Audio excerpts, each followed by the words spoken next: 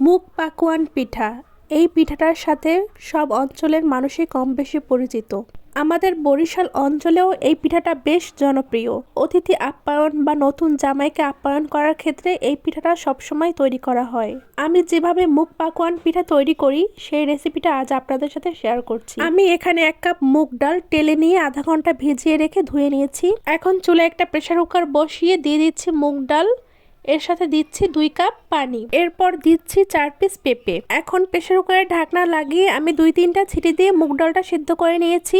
এখন এগুলো ঠান্ডা করে ব্লেন্ডার জাগে তুলে নিয়েছি। এর মধ্যে দিচ্ছি 1 কাপ গরুর দুধ। দুধটা আগে থেকে জাল করে রেখেছিলাম। এখন দিচ্ছি একটা ডিম। এখন সবকিছু আমি একসাথে ব্লেন্ড করে নিচ্ছি। ব্লেন্ড করা হয়ে গেছে। এখন চুলায় একটি হাঁড়ি বসিয়ে মিশ্রণগুলো দিয়ে দিচ্ছি। চুলার ফ্লেমটা অন করে দিচ্ছি। এর মধ্যে আমি আর কোনো পানি দেব না। এরপর দিচ্ছি স্বাদ মতো লবণ। ঢাকনা দিয়ে ঢেকে দিচ্ছি। বলক আসা পর্যন্ত অপেক্ষা করছি। ঢাকনাটা তুলে নিচ্ছি। বলক চলে এসেছে, একটু নেড়ে নিচ্ছি। এখন দিচ্ছি 2 কাপ চালের গুঁড়া আর 1 কাপ আটা। সব শুকনো উপকরণগুলো আমি আগে থেকে চেলে রেখেছিলাম। একটু ফাঁকা ফাঁকা করে দিচ্ছি যাতে ভাপটা উপরে উঠে আসে। এখন ঢাকনা দিয়ে ঢেকে 5 মিনিট অপেক্ষা করছি। এ পর্যায়ে চুলার ফ্লেমটা একদম মিডিয়ামে রাখতে হবে। 5 মিনিট পর ঢাকনাটা তুলে ভালোভাবে নেড়েচেড়ে শুকনো উপকরণগুলো সিদ্ধ করে নিচ্ছি। খুব ভালোভাবে সিদ্ধ করতে হবে যাতে ভিতরে কোনো কাঁচা না থাকে। সিদ্ধ করা হয়ে গেছে। এখন ডোটা কিছু সময় ঠান্ডা করে একটা বাটিতে তুলে নিয়েছি। হাত দিয়ে ভালোভাবে মথে নিতে হবে। এখানে আর কোনো পানি বা কোনো তেল নেওয়ার প্রয়োজন নেই। এ পর্যায়ে কারো ডো শক্ত মনে হলে একটা ডিম ফেটিয়ে দিতে পারেন, আর নরম মনে হলে 1 টেবিল চামচ পরিমাণ তেল দিয়ে দিতে পারেন। কিন্তু আমার ডোটা একদম পারফেক্টভাবে তৈরি হয়ে গেছে। এখন আমি পিঠাগুলো বানিয়ে নেব, তাই বোটের উপর একটুখানি তেল লাগিয়ে নিচ্ছি। এখন ডো থেকে অর্ধেক পরিমাণ ডো নিয়ে আমি একটা মোটা রুটি বেলে নিচ্ছি।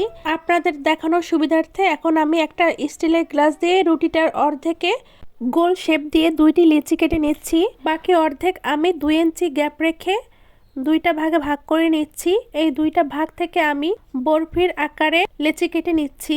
এগুলো দিয়ে আমি ডিজাইন করে পিঠা তৈরি করব। অবশিষ্ট অংশগুলো তুলে নিচ্ছি, কারণ এগুলো পুনরায় বেলে নিয়ে আবার পিঠা তৈরি করব। এখন আমি একটা বরফির শেপের লেচি নিয়েছি। এখন আপনারা দেখলে বুঝতে পারবেন যে আমি কতটুকু মোটা রেখে রুটিটা বেলেছি। বেশি মোটাও না আবার পাতলাও না। এর চারপাশ হাত দিয়ে চেপে চেপে সুন্দর করে দিচ্ছি। এখন একটা টুথপিক নিয়ে পাশ দিয়ে কেটে কেটে ডিজাইনগুলো তৈরি করে নিচ্ছি। আপনারা দেখলে বুঝতে পারবেন যে আমি কিভাবে তৈরি করছি।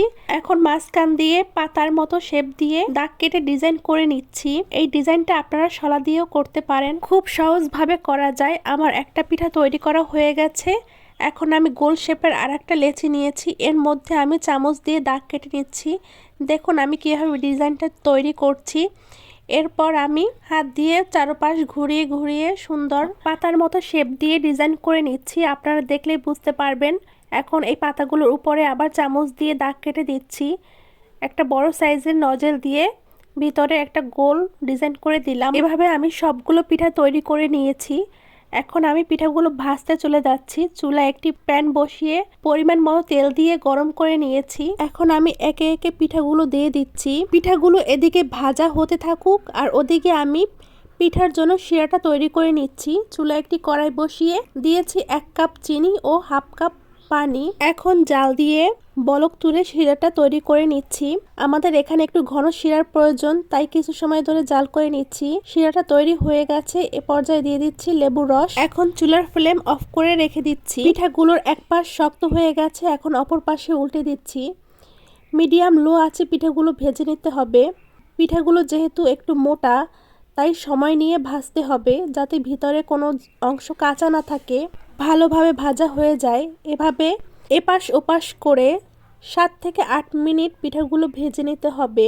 পিঠাগুলো যখন ভাজতে ভাজতে গোল্ডেন ব্রাউন কালার হয়ে আসবে, এ পর্যায়ে তেল ঝরিয়ে পিঠাগুলো শিরার মধ্যে দিয়ে দিতে হবে।